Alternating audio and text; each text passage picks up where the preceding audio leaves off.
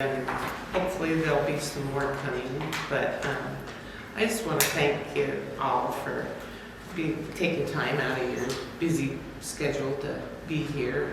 I want to thank Jake for letting me have this here, and the elementary looks gorgeous. I haven't seen it since it's been redone by Jake and Joe. And thank Wendy, she's always been there for me to take the pictures and stuff. So Oh boy. anyway, this is the reason why I wrote the book. Is my grandkids. I sat down and made one with Shutterfly with pictures off of the internet and stuff for it too. And that's how I made my first book. And then when people read it, they said, Peg, you really should publish this. And I thought, I never thought ever about publishing a book. But I thought, you know, if I could get the point across just to one person that being a peacemaker is really important in their life, it'd be worth it. And so I wrote it for Devin and Sadie and Alex and Ava, and they each have their own books now. So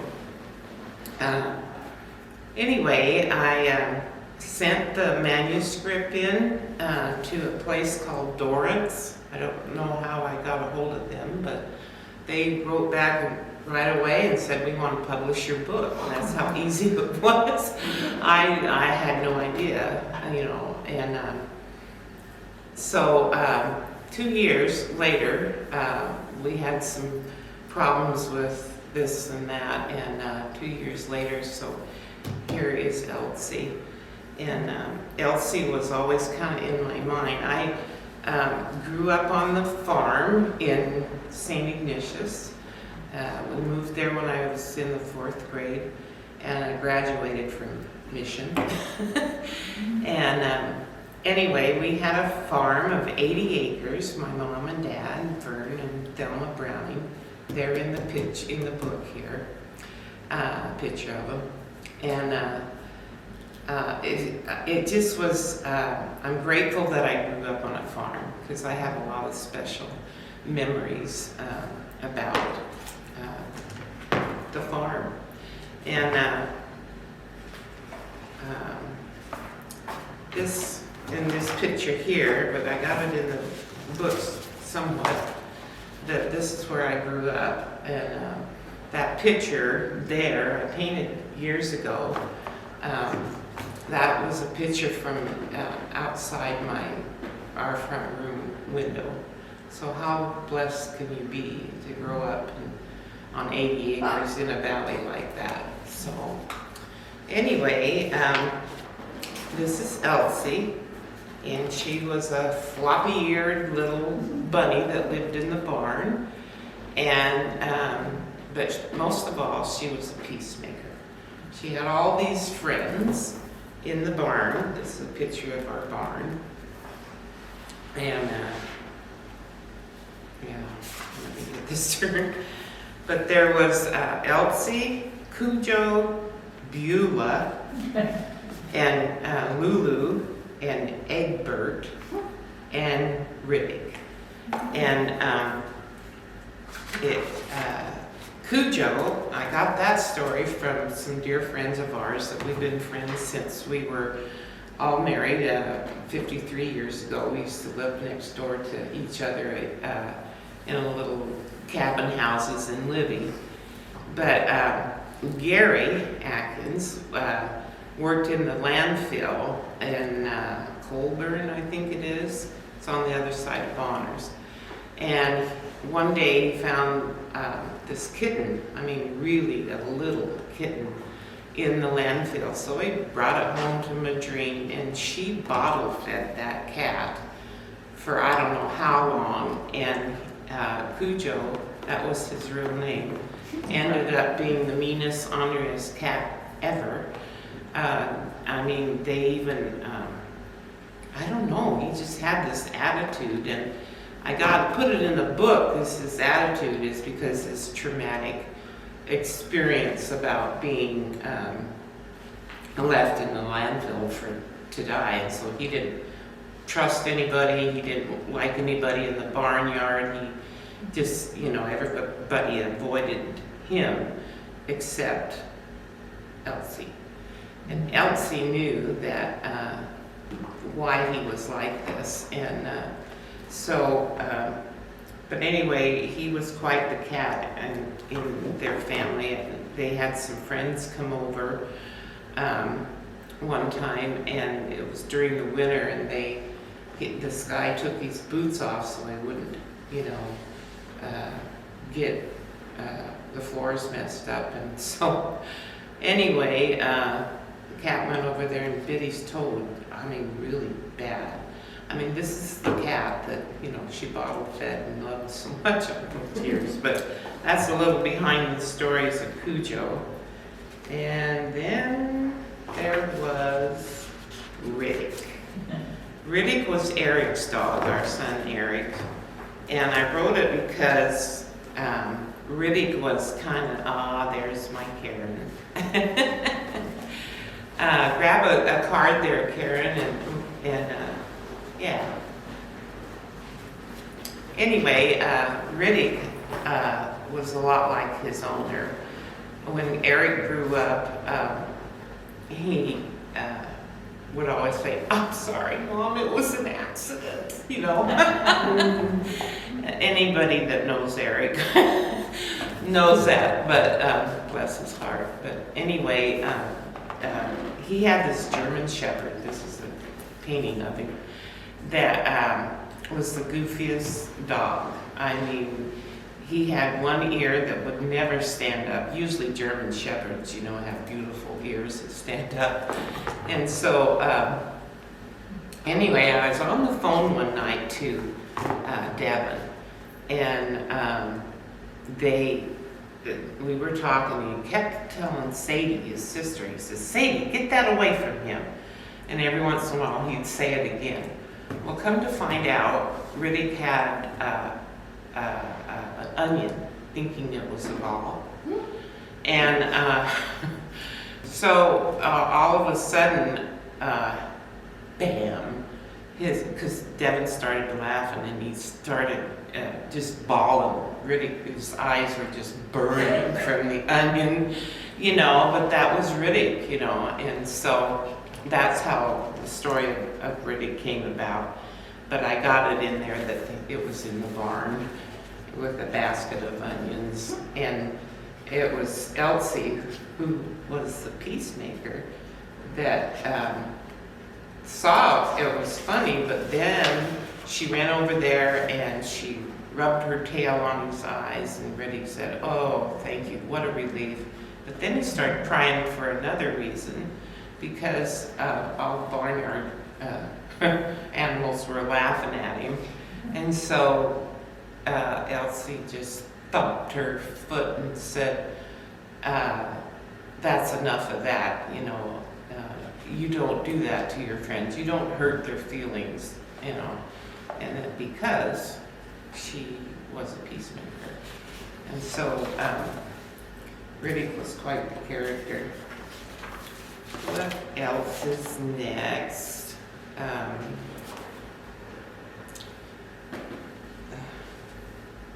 Egbert. Egbert was a beautiful rooster, and we always had chickens, and just from watching our rooster, he was all into himself. He'd strut around and do his thing, and we had a pond on our place, and you could see Egbert just looking in the pond and admiring himself. Didn't even notice the nice little chicks, around. And so Elsie kind of saw what was happening here, and told him that, that's not, good to be into yourself so much. He says, you think of others when not just yourself when you're a peacemaker. And so Egbert tried men these ways. This is a picture of our chicken coop. I remember our chicken coop well. And one time we had an earthquake in Mission, and I didn't hear anything, but Mom and Dad said during the night the chickens were just squawking, you know, in the night. Usually they're kind of like a mummy, you know, but anyway, the chickens were all over the place the next morning. And this is Lulu. Lulu was a chubby wub pig that the pig I saw, I took Devin over to, when he was littler, to the Bonners Ferry Fair.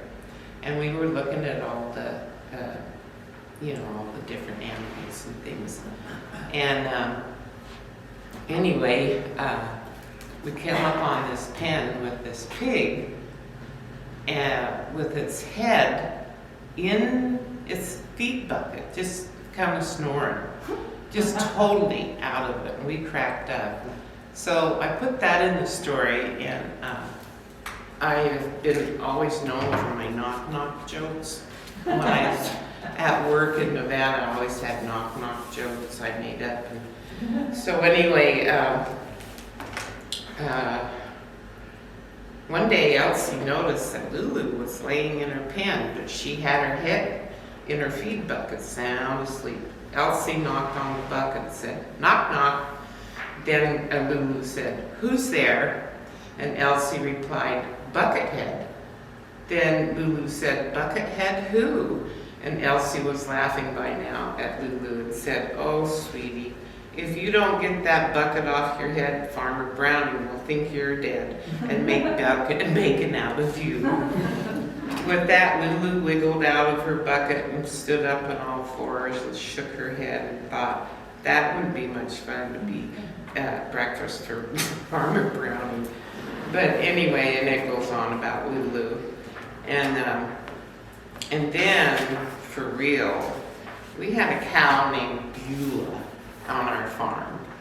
Beulah was a beautiful red, I don't know, kind of like a Guernsey, but she was dark red, but she wasn't a... She's probably a shorthorn. Huh? She's probably a shorthorn. Yeah, she had no horns. Yeah. But I mean, the coloring was really something. So anyway, she was forever jumping the fence. I mean, she just would not stay in the fence. And she was a good milk cow. But I can remember her kicking her heels up and her tail, you know how cows play with, you know. And I thought she must be singing, "I feel good, do do do do do do," and she could do that all the way out to the end of the 80 acres, and then Dad would have to get the tractor filed, you know, start it up and go all and get the harness and bring her back. So Elsie saw all this and she said, "You know, Beulah, that's not very nice to what you're doing to Farmer Brownie." She said, "You know, he takes such good care of us, and you're making him spend so much time when you jump the fence and you know, and have to go get you and bring you back and everything." And so Beulah from then on tried to not jump the fence so much, but I think she did. This is a picture of my mom and Dad. Dad always wore the coveralls. I still have a pair of his. He's been gone for now over 40 years.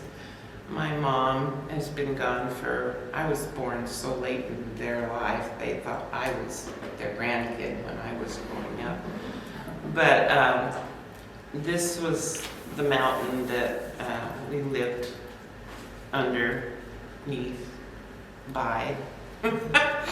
And anyway, it talks about the day that Farmer Brown brought home a special surprise. And that surprise was Lily.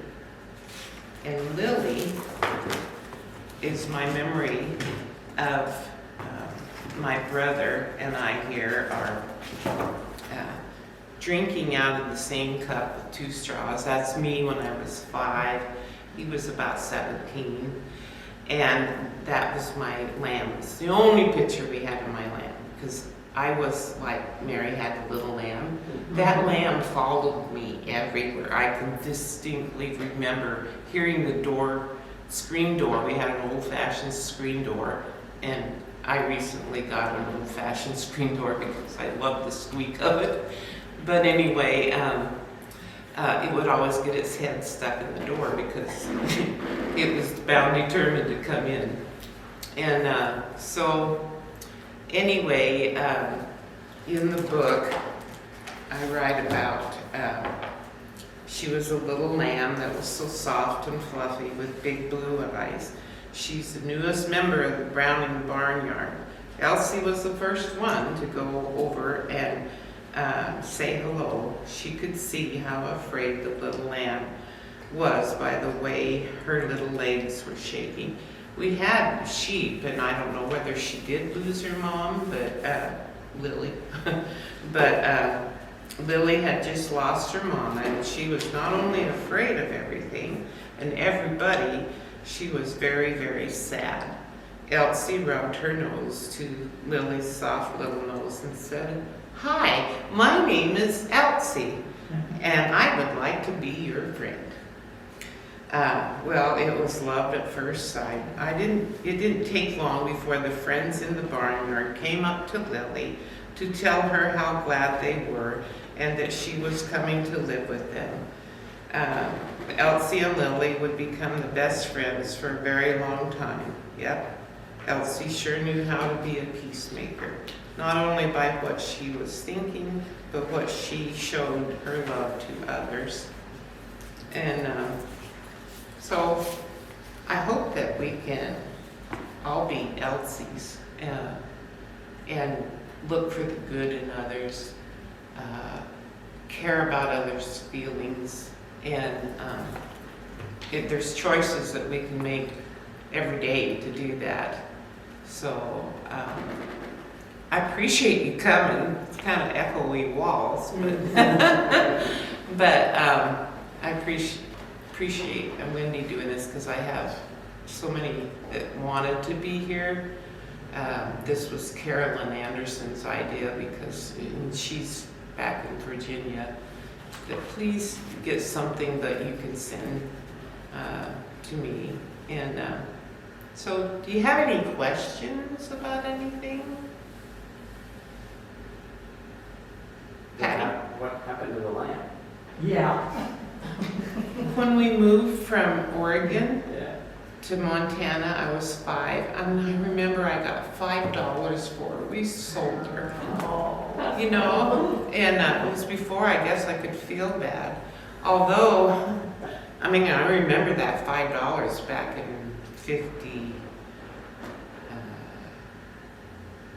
55 was a lot of money, especially to somebody that's 5 years old. But I remember my mom and dad, they lived in Ogden, where all the Brownings were originated from. And my oldest sister, who was 20 years older than me, and my other sister, who was 17 years older, and my brother was 12 years older than me. But I heard this story about a lamb that they had named Chi-Chi, and Chi-Chi was their pet. And so one day they came home from school and they got ready for dinner, and they were eating dinner, and one of them asked, "Well, this is good. What is this?" Yeah. And my dad said, "It's Chi-Chi." And they never got over that. So anyway, and my dad was really kind, and so was my mom, but they missed the point on that one. So, Patty, you had a question? No, it's the same one that you. What happened to the lamb? Sad story. But, So did all the animals live a long and wonderful life? really, because on fall. yeah, Beulah, don't remember what happened to Beulah. Riddick is living on a ranch up in Cut Bank. Who else? Cujo died. This is a long time ago. Riddick, I'm sure, lost his feathers too. What about Elsie? Huh? What about Elsie? Elsie, Elsie was never really a being, only in my head. Oh. She's been in my head for a long time. I just thought floppy-eared bunnies were the cutest, and I loved the idea. Like I said, I wanted my grandkids to realize how important it was to be a peacemaker and how nice it is to be around people that are peacemakers. You know, just think if every one of us tried just a little harder every day with the things that we do and come across people we meet to be a peacemaker, just think what our community and our country would be like. You know, it seems like nowadays everybody is on the defensive and angry about something. And I don't know, I've always felt that anger only comes from one source, and contention, and I don't want to be any part of that source. But anyway, any more questions? Who owns the property now in St. Ignatius? Is it still a farm? Is it still an active farm? It was on the reservation. Imagine me growing up on the reservation. My best girlfriend was blonde, blue-eyed, you know, enough to get paid as an Indian to look like that. And we'd always go to the powwows in Arlene, and I'd give him free. Oh, drove my mom nuts. But anyway, the Brownings have always been kind of dark and stuff. So, what was your question? Is the farm still there? Is it Oh, the land is still there. Our house burnt down from the results of a little 5-year-old playing with matches. So the house isn't there anymore, but the land is there. My dad, when he got to the point where he couldn't handle the cattle and that, he would rent the pasture out and didn't have to do hay. And I have fond memories of bucking bales every 4th of July, you know, like everybody else was celebrating. That's the joys of being a farmer. But it seems like if you were a Browning, you were either a farmer or you were in business. And my dad originally took over the farm in Ogden that was my great-grandfather's farm, given to him by his dad, Jonathan Browning. And so Dad always farmed, and he farmed in Oregon. And then when we moved to Montana, we moved to Stevensville, Bitterroot to begin with, beautiful place. And then we moved up to Mission, and we farmed there until he couldn't farm. He died in 1975, and my mom stayed there for a year, and then she moved to Logan, Utah, where both my sisters were. And she lived for about another 11 years, and then she passed too.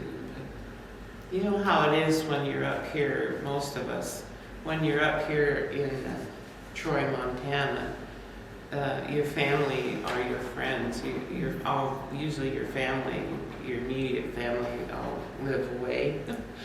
And so that's why friends are so important to have.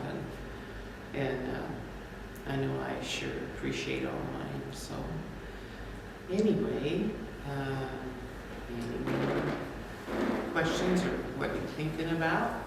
Will you be writing another book? I heard a rumor. I heard, yeah, I'm gonna hibernate. I told Patty this morning, was that just this morning? That I was gonna hibernate this this winter and write another book, and it's kind of crazy, but I've always had, as in Thelma and Louise, and we, Shelley Hawthorne, we lived across the street from one another for years, and she used to have a secondhand business, and so she would go to Coeur d'Alene. She had this little truck, and if I got in the truck, once she left me and I was crushed. But, you know, she left for Coeur d'Alene without me. I couldn't believe still that she did that. But anyway, we've had so many road trips. And so I have an idea that I want to write a book about Thelma and Louise. I'm going to have to figure out the names for copyright things, but she could be a Luann or something. But they're not us. They're two chickens. I can't wait to do the illustrations. Shelley always has her visor on. I just saw her yesterday. Yeah, she was. Shelley and Chris's. Yeah, she wished she could have stayed, but Al, her husband, has a real thing about traveling now. You know, the older you get, the scary the roads get. But so anyway, we'll see what happens. I think it's a marvelous idea. I can be funny the way I love to be funny, and still write some good stories about Thelma and Louise. Everybody should have a Thelma and Louise, or you know, guys. I don't know. Hans doesn't understand the idea of Thelma and Louise. I mean, never did. But he always, you know, understood that we needed to fly the coop. Sounds like a good title for a book. Yeah. There you go. Fly the coop. Yeah. It's in my head. It's in my head. I told Shelley, I said, be thinking some of our experiences. I can remember one that we both will never forget. We were on in Coeur d'Alene on Ramsey Road, and there was a yard sale there, and so we went there, and she had her little truck with the racks and everything on it so she could haul furniture. And we went to the yard sale, and we came back on the Ramsey Road, and all of a sudden we hear this meow. I mean, this big screaming, and I looked at her. I'll never forget her look and my look at each other, and we turned around, and there was a cat, like with those sucker things on their feet in between the cab and the window, and just, you know, and so anyway, we got out and managed to get the cat, and we took it back and dropped it off at its home. But I mean, there were so many things like that that happened when you're on a road trip. So I remember her calling one day and saying, Peg, she says, there's a movie you have to watch. And I said, what's that? And she says, it's called Thelma and Louise, and it's us. So anyway, it was a lot of good memories. So yeah, I'm gonna hibernate and see what I come up with this spring. And so this one took a little while, but to do. But it was always in my head. In our primary in church, we had many lessons for the kids on how to be a peacemaker and how important it was. And I guess I'm the one that learned prayer lessons. But yeah, and so anyway, I guess I don't know what happened to Gloria, because she's been waiting for my book signing, a few others. Anyway, it's so good to have you here.